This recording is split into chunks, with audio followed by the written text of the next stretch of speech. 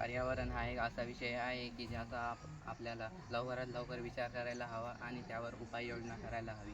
कारण आजकालच्या परिस्थितीनुसार पर्यावरण फार बिघडत चालले आहे. मानवाचा थेट संबंध हा पर्यावरणाशी आहे, कारण मानवाच्या कृतीमुळेच पर्यावरणाचे समतोल बिघडले आहे.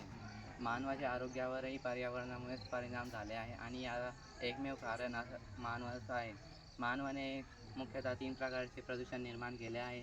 त्यामध्ये पहिला प्रदूषण आहे जलप्रदूषण. जलप्रदूषण हे मुख्यतः मानवनिर्मित सांडपाण्यामुळे होते. सांडपाणी हे कारखान्यामुळे येते. कारखाने हे मानवानेच निर्माण केले आहे. कारखान्याच्या सांडपाण्यात काही असे पदार्थ असतात जे सजीवांसाठी फार हानिकारक असतात. त्यांच्यामुळे सजीवांना फार वेगवेगळ्या प्रकारचे समस्या भोगावे लागतात. तर कारखान्यांची संख्या कमी करायला हवी जर यावर उपाययोजना करायच्या असेल तर. तर दुसऱ्या प्रकारचं प्रदूषण आहे दुसऱ्या प्रकारचं प्रदूषण आहे वायू प्रदूषण.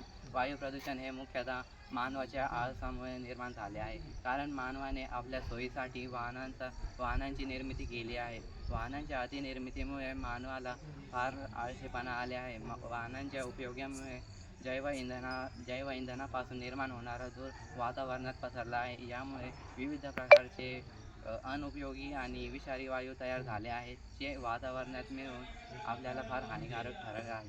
तिसऱ्या प्रकारचं प्रदूषण आहे ध्वनी प्रदूषण. ध्वनी प्रदूषण हा वाहनांच्या हॉर्नच्या अतिवापरामुळे निर्माण होतो. तसेच याचे विविध स्रोतसुद्धा आहेत. तसेच डीजेच्या अति आवाजामुळे आपल्या जी सुनण्याची क्षमता जी आहे ती कमी होते आणि त्यामुळे बाहेर लोकांवर परिणाम आढळलेला आपल्याला दिसून येतो. यावर एकमात्र योजना अशी आहे की सरकारला डीजेवर किंवा वाहनाच्या हॉर्नच्या क्षमतेवर काही कायदे करायला हवेत. कायदे म्हणजे असे की कोणी पण वाहनाच्या